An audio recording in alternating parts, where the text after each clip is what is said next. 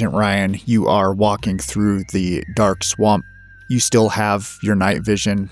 You're able to navigate it. Can you give me another survival? And then if you're trying to do this stealthy, a stealth. Survival, looking at 50, got 27. Okay.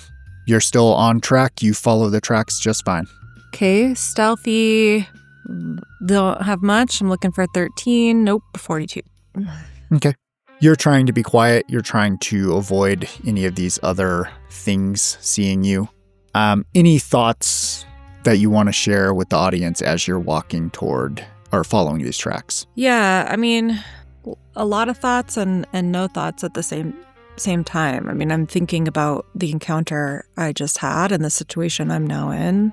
And, kind of thinking like I should have just been the one. I should have just volunteered. And that still might be the case in 3 days. But also contemplating what my story is once I do reconnect with Barone and Dell. Great. You're passing through the swamp. On the other side, Barone, as you are packing up to go look for Ryan, what is your tact? What are you taking? Ooh, man. So still being dark, anything to see with, flashlight, my backpack gun, mainly anything to fight with. I probably have my firearm at my side and then my M4 kind of, strapped, catty corner across my chest, like ready to go. Gloves on, ready to take on the night to try and find my friend and maybe kill a couple things in between. Great. Go ahead and give me survival and then search as well. Okay. Let us start with survival, looking for 37. I got a 27. Good there. And then what was the other one? Search. We got a 56 above 54, so I missed by 2. Okay. Yeah. So you set out into the dark swamp. You have your flashlight, and you are presumably following your tracks, or are you taking another tact for where you should walk? Nope. I'm going right back where we started. If anything, I'm thinking in my mind, okay, there's got to be footprints, impressions somewhere, and maybe if I'm quick enough, Ryan's not too far gone. So I'm going exactly back where I came from. Perfect. Great. Dell, in the cabin, you are sitting there. Karas is still with you and is kind of putzing around the cabin, organizing some papers, mumbling to himself here and there. Do you have any questions with him now that you're alone with him? Yeah. I want to know what led a man to embed himself in an organization like Majestic in the first place. Oh, straight to the point. Not to split hairs, but I worked for a company called Armitage, which was, I guess, affiliated in ways with Majestic. I am a biologist and a medical doctor as well. I used to look at things, samples they brought back, things that weren't from here. It was a good job, it paid well, and then one day it wasn't a job anymore. But scientific pursuits were always the goal for me. I was never involved in the, clandestine or deep state activities of the organization. Can imagine that being the bleedingest edge. Perhaps on planet Earth, my curiosity gets the best of me sometimes too. You know how these things happen. You are just a talented biologist in college, getting your PhD, and you get approached by a company. It gives you a lot of money. And before you know it, you're looking at alien biology. No, sir, I don't know the first fucking thing about that. Well, I wish I could be in your position. A simple trigger man, but you are an astronaut and I'm an astronomer. I have to look from the sides. Well, it does seem to have ended us both up in the same predicament. I know it doesn't do well for my heart. If you're on the way out like you look, I don't know. I can't imagine this is the end you would imagine for yourself. No, of course not. But this...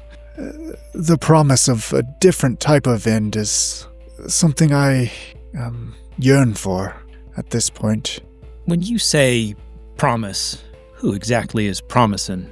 and how much stock can you put in that promise? I can't put any stock in any promise. This is, again, new territory. I am fairly certain that if I were to sing this song, I could talk with these little green men, or maybe even their masters. This thing carries some power to it.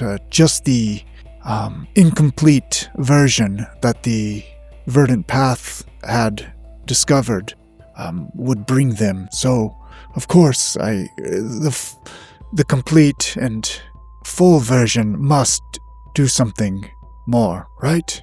You need the other half. Yeah, I mean, look, our third did the most investigatory work on Finch's aftermath. It's possible that he has a footnote or something about a verse or a tune. But in this here swamp, we heard a song singing something or other, if you could call it that, not a night or two ago. Feels like maybe something else has heard this lullaby. That is the Verdant Path, those swamp people, for lack of a better term. They were human once, and they knew the song and could sing it in a melodic and beautiful way once. They worshipped with it at one time, but they got too close to the cultures, and they started to eat the swamp, I guess, is the only way to describe it, and then they started to become one with it. And now the version is it's a disgrace, a bastardized version of what they once could sing. I see. Yeah, I think I'll just mull that over. Like, it sounds like a way to turn the page to the next chapter, but I'm honestly not sure if we shouldn't just burn the book. Yeah. Yeah, I am quite tired. I'm going to retire. If there's anything else I can do to make you comfortable, please tell me now. Yeah, can you prop that up? And he'll kind of like crook his elbow so that he can put the firearm in it to point at the doorway. Oh, of course. I hope you won't be needing that, but yes, sure. Yeah, he props your arm up and opens the door and leaves to the outside. Doesn't stay in the cabin. You hear footsteps recede in the distance. We will cut over to Agent Ryan. Agent Ryan, you are walking. You've long passed the church at this point, and in the distance you see shadows of trees cast over each other as a flashlight starts basically almost looks like police sirens through trees and looks choppy ahead of you like a strobe light. Do you go towards the flashlight? Can I make out who or what, like the shape of who's got this flashlight? No, it's in the distance. Agent Barone, you are getting to the area where the ghost town is. Give me another search and see if you can see Agent Ryan. Sounds good. Crit fail, 99. Yeah. You know how flashlights are? Sometimes they can be they can kind of blind you to what's right in front of you, and you aren't looking in the distance. But you are wandering on the same tracks. Unless you're trying to hide Agent Ryan, you're going to see each other. Are you trying to hide Agent Ryan? I'm kind of guessing like it's somebody looking for me at this point. I'm going to drop to the ground and pretend like I'm crawling. Nice. Okay. My leg's kind of fucked up. So. Okay. We're all just a Selling it. bunch of liars in this party. You guys are tearing each other apart. Yeah, Barone, you see the form on the ground of Agent Ryan covered in mud, crawling towards you. He still has his service pistol and his large satchel that is on his back, but does look like he's injured as he crawls. Ryan, roll me a deception. Okay. Deception. Am I supposed to have that on my list? Because I don't. Sorry, is it performance? Let me see. Let me bring up my character sheets. Neither of those are present. I have persuade. That's it. There we go. Use persuade. Okay. 24. 61. Fuck. Yeah, as you're crawling, Barone, this is a long distance to crawl, right? Like you were on the ATV and it took you about 6 minutes to get from the church to this spot, right? So you can take it at face value, but it does seem a little strange to you that Been quite Ryan a is while. crawling. what, Not 4 days, which is how long it would take you to crawl that distance. The way, as soon as I see Ryan's form, that's not the first thing that's most important and top of mind. Barone starts running, gun out still, definitely scanning around, but starts running towards Ryan. She's like, holy shit, Ryan, oh my god. Stay there, stay down. And I'll kind of kneel next to Ryan and do a sweep around, knowing that last time somebody was down and we were trying to save them, we got ambushed immediately. So I'm watching, eyes open like a hawk for that ambush. Yeah, go ahead. You can roll your alertness and then give me first aid as well. Sure. So alertness, we're looking for 81. We got 62 success. And then first aid, we have epic fail, 100. We got 100 on first aid. Oh, snap. Given the Sorry, I don't need it anyway. Yeah, given the extreme circumstance here, Agent Perone, you look at the wound, it does seem like it would make Ryan crawl. Maybe Ryan just has this extreme lease on life and has been crawling his ass off to get here. But you feel like it's too dark and muddy to do anything about it. Yeah, absolutely. And when I see you, right, I'm like, bro, I'm so glad you found me. I've been crawling for so long. My leg hurts so bad. I'll take one glance back and just see footprints go just straight to crawling, and I'm like, okay. All right, not gonna fucking no dog in this fight. Absolutely not. Those Jesus' footprints. I assume with that alertness, I do or do not hear anything. You do not. It's very quiet. Ryan is a snotty crier, right? Sweaty crier? Snotty, Oh, definitely. He's snotty when he's not crying. So. Gross. Mm-hmm. Yeah, not seeing anything. I think I put my firearm slung back across my chest and I grab Ryan. I'm like, I don't know what the fuck happened to you, but oh my god, I'm so glad you're alive. Nobody's died. Nobody's died in my team. I'm not dead. We need to get out of here. Funny story. The doc, or Dr. Karras, kind of a good guy. Not really sure that's where we're holding up. You found him? Well, no, he found us, and you would know that if you were where you were supposed to be. And then I slap him in the face. I'm like, what the fuck happened to you, Ryan? Oh, excuse me. I don't know why you're slapping me, but I am completely innocent here. You ran away from me, you left me, and all of a sudden a fucking swamp monster came out of the swamp towards me, and I had to crawl my ass away. I was saving my life.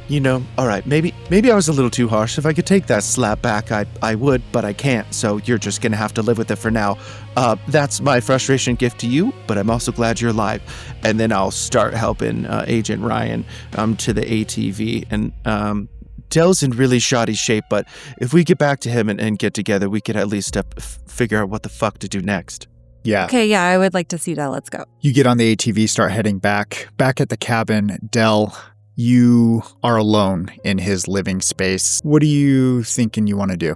I am not moving, first of all, but scanning for things that look like pockets of interest, right? So if there was any sort of bizarre trinket or knickknack, if there was a book on the shelf that looked like it had been particularly worn, if there was a stack of papers that looked loose and accessible, those would be what I was hunting for. I'm looking for something that looks like Karras references often, a book that has been heavily trafficked, a stack of loose papers, or something weird and unnatural. Those are the three biggies. His desk has papers all over it. You would have to get up and walk over to it. You can give it a shot. You'll just need to give me a power roll, a con roll to attempt it. And the bookshelf, it's kind of tilted away from you. You'd have to go up to it and investigate it. All right, well, it's going to be con to do either of those, I imagine. So, I mean, no time like the present. It's obviously inadvisable, but, what are we here to do if not investigate? 55 is the number and a critical success, I guess. Let's go. Dang. Okay. Yeah, you said curiosity gets the best of us all. It's getting the best of you, and you're able to push through some pain, and hunched over almost to the point of crawling, you get to the desk and start looking through the papers. You have enough time. You're not pressured by time, so you don't need to roll a search. But looking through them, it seems like there's scientific papers on different metals, specifically mercury. There is a DNA analysis that is very technical. Not sure exactly like what it means. There are a few old photos of him. Looks like him like at the desert with like groups of people. And there is finally a piece of paper at the bottom that has a bunch of scrawled symbols on it. And it's aged. It looks fairly old, like he's been at it for a long time. Not like Torah aged, but like just he has worn it over time. Yeah, it's been in and out of his pocket. Here, I'll put it in Slack. Or not Slack, but Discord. And these symbols, do they look like they are of a similar font to what Arthur Finch had scrawled? Absolutely. Yeah, then I guess I am thinking more and more maybe that Agent Ryan might know something about this song, and I am feeling a little foolish for not paying more attention when he was rattling off all those little factoids sitting in that car. It was just a fucking lot, man. It was a lot. Okay, the DNA analysis. I understand that I cannot necessarily parse the science. Does it seem as though I could determine what the subjects were, right? Like, whose DNA are we analyzing and for what, maybe? Yeah, the way, let me see. Let me get you to roll for this one. Go ahead and roll your occult. No, not even close. Yeah, it's a little too cryptic for your eyes. Like it's not adding up to you. So I imagine I'm also like a little flustered for time, right? And this is no time to like try and actually read through an abstract. It's just going to be way too dense. So yeah, I think my eyes flit over to the door and make sure that Karas isn't coming back or whatever. And then the bookshelf is probably my next stop. You get to the bookshelf, and what's your tact with the bookshelf? So you just pulling books out, looking for specific books? No, I'm looking for things that have been trafficked, right? So places that he seems to refer to often, or a heavily worn book, right? So signs of tracks in the dust or what have you. Yeah. That one will require a search, but also give me a luck. Okay. Search says no, and the luck says no with a 51. It doesn't say no, it says fuck you, actually. Yeah. You're digging through. It's a simple bookshelf, but there is a lot of materials on here. There's philosophy, there is biology, there's some military science, there's some biographies, there's history, any specific genre you would look for and go like diving. I have to imagine I failed this search on account of there are too many big fucking words. I gotta stop saying fucking this episode. I imagine I failed that search on account of there are too many big words on most of these, so I'm gonna go for something that seems a little bit more manageable.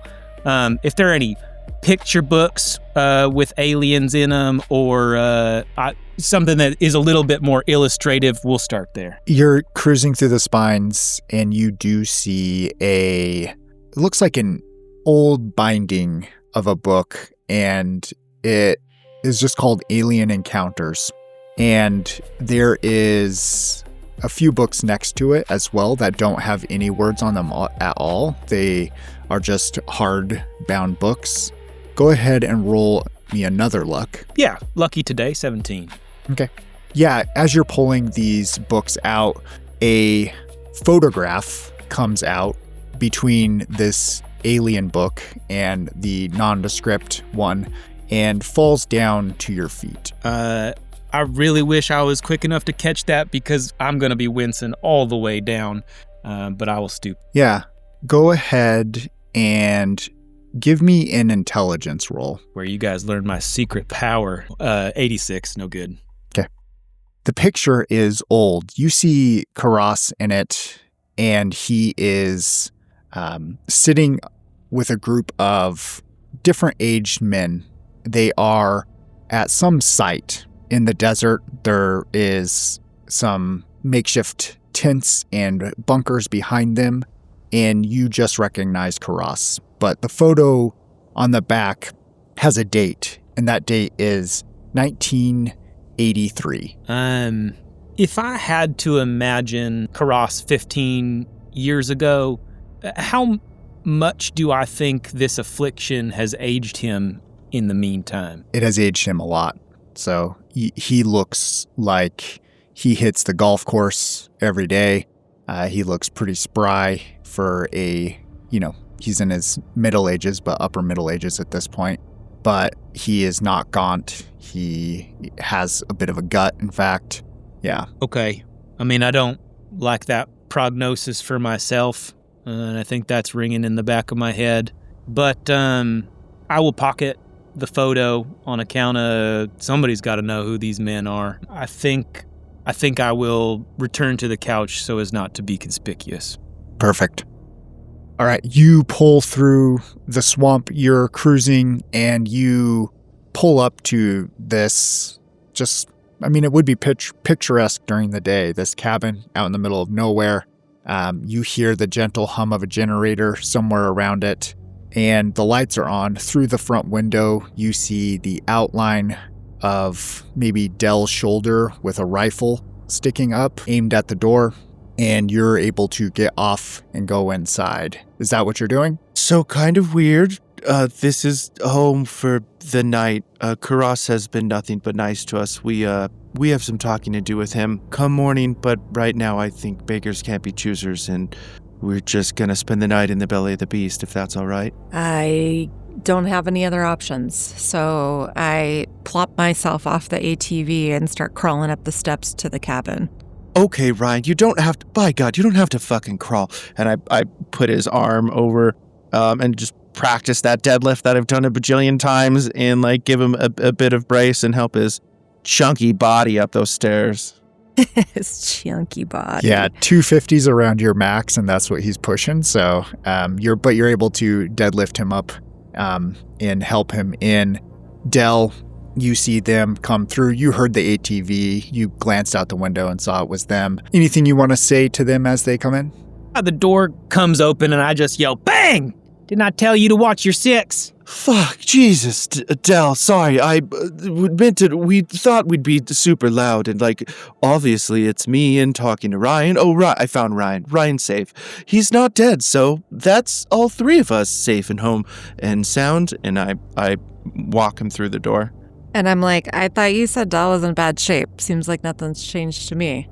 No, he's a spry little kid, that's for sure. No, he looks great, doesn't he? And I turn around slowly with eyes decently open, Hey, Dell, you look like me. Yeah, he looks pretty tore up, especially around the chest area. Agent Ryan, what do you reveal to Dell about where you've been? I don't offer information unless I'm asked about it. So I just kind of drop to the ground when Barone lets go of me and just kind of sit there and warm my body a little bit after being out in the cold.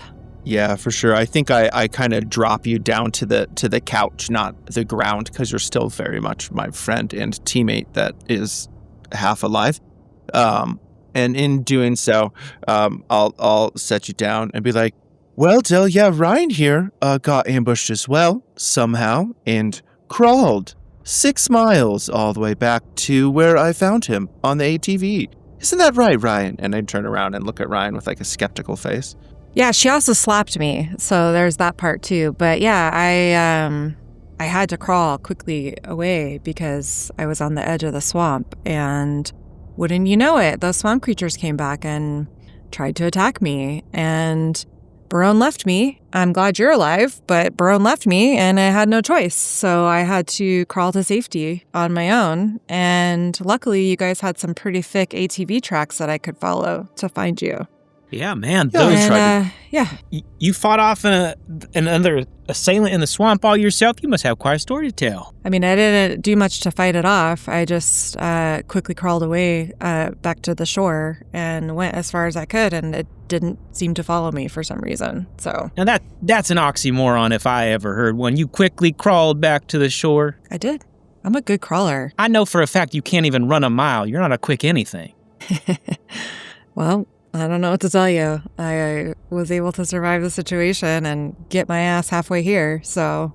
I am thankful for that. Yeah, me too. And I'll go grab that whiskey that was sitting on the counter and pour up a third one just to get a little sipper for everybody, and I'll pass it around. And I'll be like, well, here's to the team back together again, and I'll hold it out for like a little cheers. It's a lot of firsts for you on this operation, isn't it? Yeah.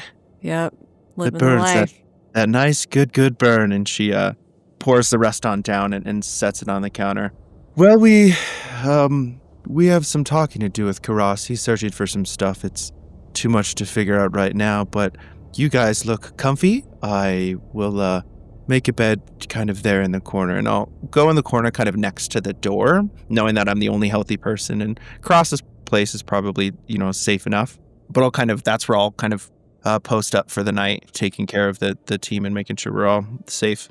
I will make sure to point out. Good. All right, I will make sure to point out that Karas just waltzed off into the swamp when he said night night. Wouldn't you have doesn't he have a bedroom here? Like I ain't been perusing the place, but where's he staying? No, I'm sorry. What? He just walked off, and I'll kind of look out the front window. I mean, I had no recourse. I was in no state to go chasing after him, but yeah, he didn't offer any sort of explanation. He just trudged off into the sunset. Huh. All right. And I'll turn around to see if there's like any other doors. Like maybe Del thought he did and he didn't, and he went in a different direction, and I'll just kind of do a quick search. Yeah. Give me either search or survival, because it's kind of a tracking too. Yep, we did good. 15. Great. So are you following like where you think he went outside? Oh, gosh. Yeah, probably a little bit. Hang on, Del. I'll be right back, and I'll grab my firearm, and I'll at least see which direction it went in for sure. Yeah. You walk out, you see his tracks. It's not like he's trying to cover them. They lead about 100 paces from the cabin, and as you're walking, you stomp on what sounds like plywood with some dirt on it. It's just sitting there, and it sounds hollow under it. It sounds hollow. All right, Doc, I hope you don't mind me snooping a little bit. And like, just in like a normal voice, I'll be like, forgive me for being thorough, and I'll lift it just a little bit. Yeah. It lifts up, and you see a ladder that goes down into darkness. Ladder into darkness. Okay. Nope, that sounds ominous. Ooh, snap. What should I do? Jordan, should I go in? Del is just spiritually thinking about the fact that he said that when Karas hears our motor coming, that he's going to run underground, and he's feeling very validated and confused. Is he a snake or isn't he? I thought we were pretty good here. I don't think you should go anywhere by yourself. Yeah, okay. All right. If there's a little bit of push, I'd be like, no, you got me. Okay, let's go down the ladder. No, I think safety's it. And that's funny. I thought the exact same thing about being a snake underground. I think I'll just take note of where that is, put the plywood back on down, and go back and join my teammate. That's teammates. That's the most important thing. Yeah, no, the difference between one person on the team being able to walk and 0 people on the team being able to walk is a big difference. Absolutely, for sure. So I head back. Beautiful.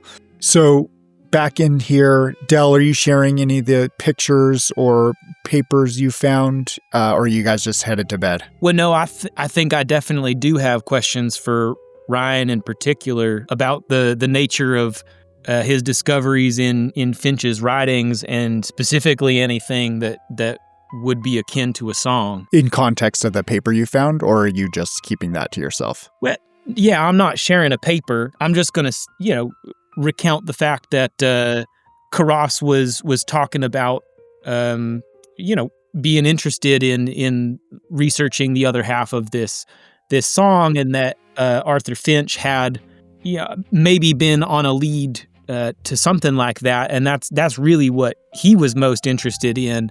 And so I was just curious if Ryan could refresh my memory on the contents of Finch's writings. Yeah, I do remember seeing, some symbols scrawled here and there. Couldn't really make any sense of, what the meaning, necessarily behind them was.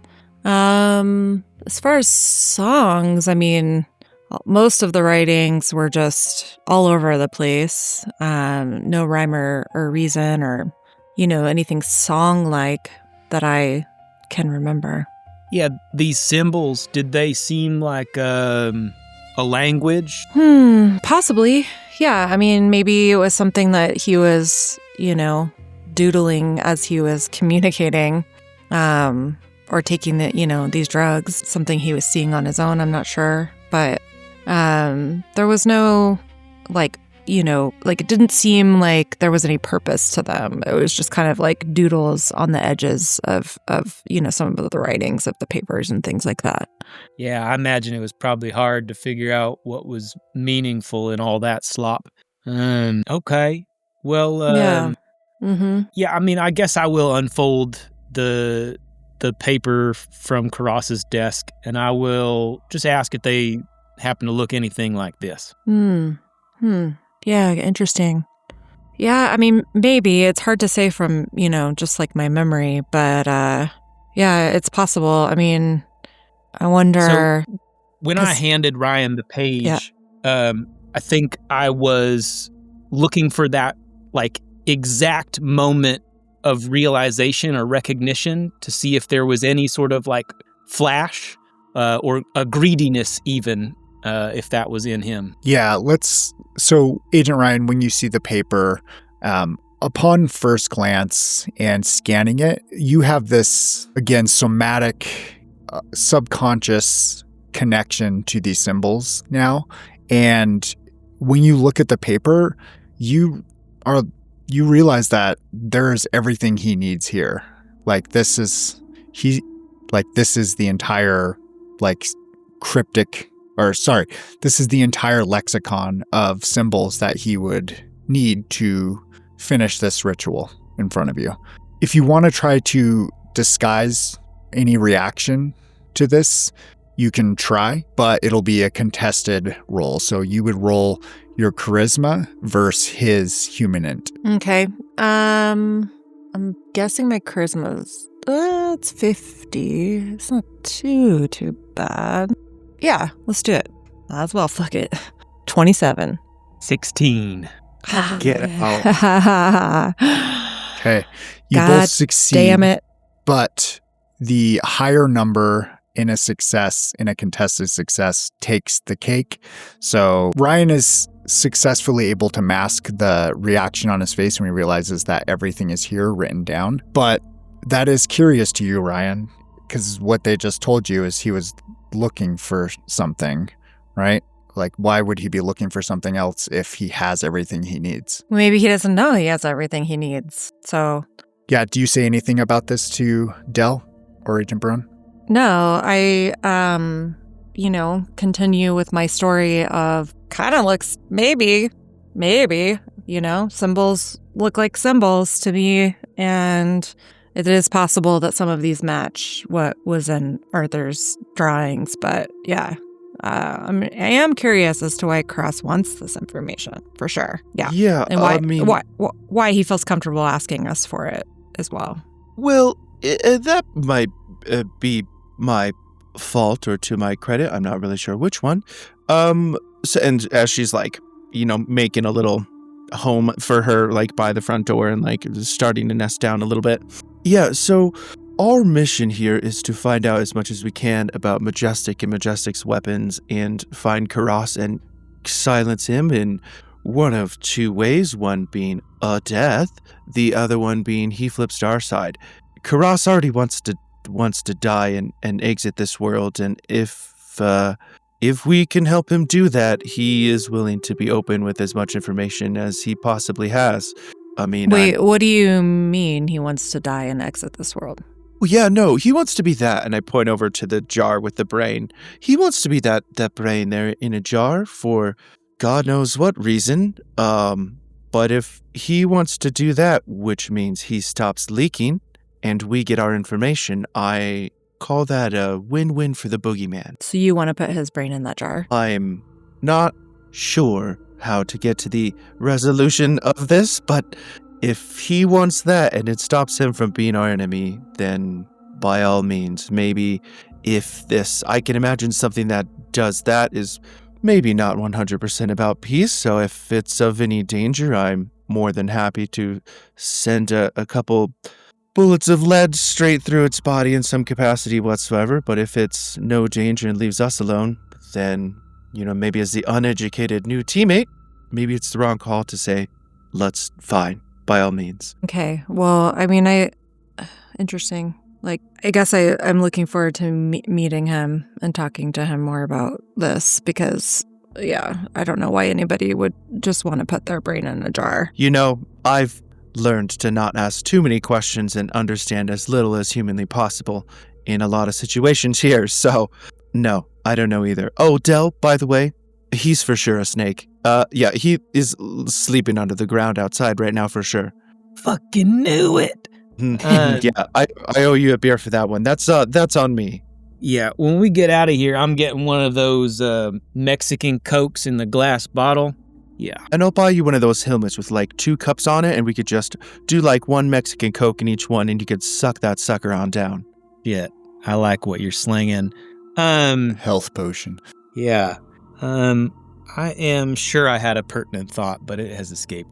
You still have the photo, but yeah, if you want, you guys can also go to bed. So yeah, it was about more information about the brain in the jar, right? We contacted our agency and we sent some things back to be examined further. And I recall that they know that we have the brain in the jar, but did we hand that off to get more intel on that as well? No, we have that with us. That's what he found in our backpacks and led him to be like, I know you're not just bird watchers doing a documentary. So no, that's here and literally on the table next to us right now. Okay. I think my inclination then would at least be to try and get contact with Butterfield before we either helped or hindered Karas to finish out his plan to debrain himself. On account of, like, that sounds like an okay plan if this thing is entirely benign, but we have only the idea that it is of significant importance and should never be let out of our sight, so I'm not about to, like, go making another one. Yeah, I mean, I'm open to either.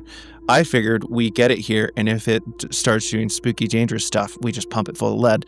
But I'm perfectly fine with trying to make contact and doing a sit rep, if you will. Headed to bed, talking about the photo. What's next?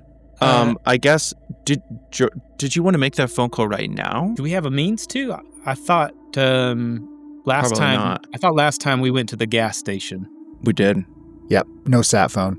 Yeah, so I surely do. I promise you that. But it seems like we're going to have to sit tight. I guess my inclination would be then to buy us time with Karas before we do anything dramatic. I mean, not like we can't do anything. Just don't put the man's brain in a jar before we know what the heck that even means. Yeah, I'm trying to think, though, how we would get out of this swamp, away from this area, do that thing, and come back. That sounds like a lot of time. I think, as Barone, we are trusted agents are trusted to complete the mission at whatever cost. I think we take it under our own power and do what we think is best. That sounds fine and fair. Was he talking about, like, doing this tomorrow? Like, wake up and unzip his noggin? I am not sure about that. I figure he probably wants to do it sooner than later, and not gonna lie, Del, if I could get out of this swamp tomorrow, sooner, tonight, I absolutely would. I never want to see a swampy mosquito or smell this putrid smell ever again. Yeah, no, I do get that. I guess if we could perhaps encourage him to do it later rather than sooner, that's all I was advocating. Right. Well, I guess let's talk to him in the morning and figure it out then. And I'm just kind of sitting on the couch, just like listening to them have this conversation back and forth. I have my own motivations in this and am thinking already about how to not stall Interesting. this. So yeah, I'm just listening to you guys, and then obviously haven't met this person yet, but I know what his motivations are, and I understand what my motivations are, and it seems like they are in alignment. And so I, again, feel kind of like on the outs as far as like what the next steps are, and obviously can't like reveal what my agenda is. So Yeah. sorry, my kid's like, I don't know. I think I will, seeing that we have kind of decided that next steps are to be taken tomorrow, I will just give kind of a flippant, like, well, good night, and I will casually toss the photo of Karas onto the little table in between us, and I will roll over to go night. Anybody grabbing the photo, taking a look? If it's within reach and I can get to it while still pretending to be very injured, then yes. Yes. Roll your intelligence times 5. Intelligence is 80. 16. You look at the photo, scan it. With some time looking at it, there is a young man right to Karas's left, a young Butterfield by your estimation. It looks exactly like him if he were just coming into his career, potentially. Can you roll, Sam? Okay. Nope, 77. Okay, roll me a d4. Yeah. Let me get that out. Inside. And I got a 2. Okay, you lose 2, Shannon, unless you want to project.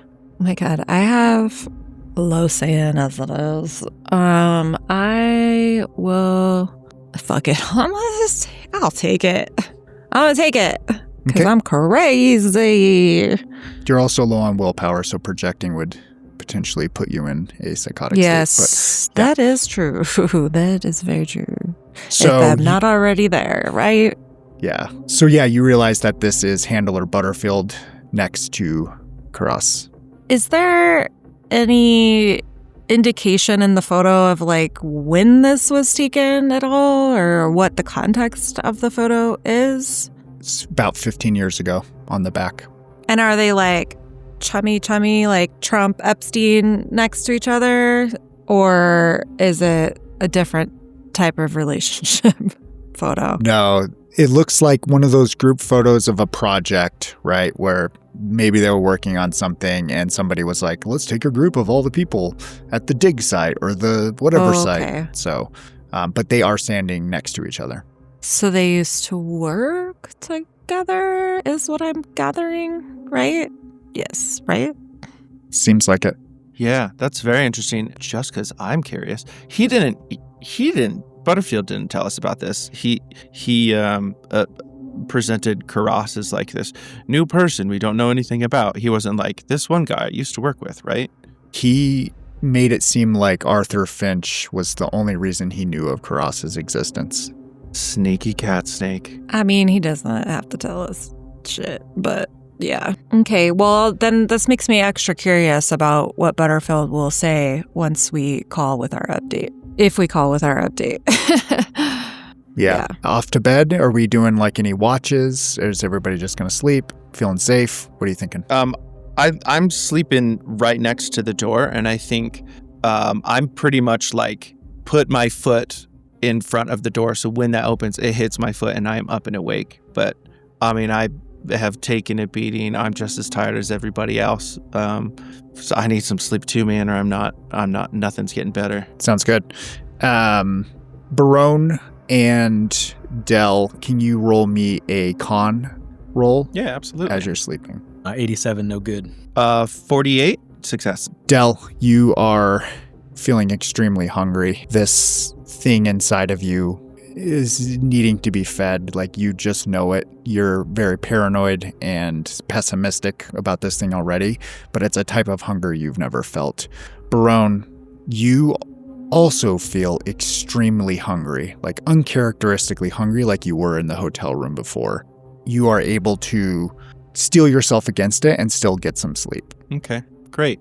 And when he pulled out those, the doc pulled out those capsules, did he leave those on the counter by chance and leave those with us, or did he take it with him?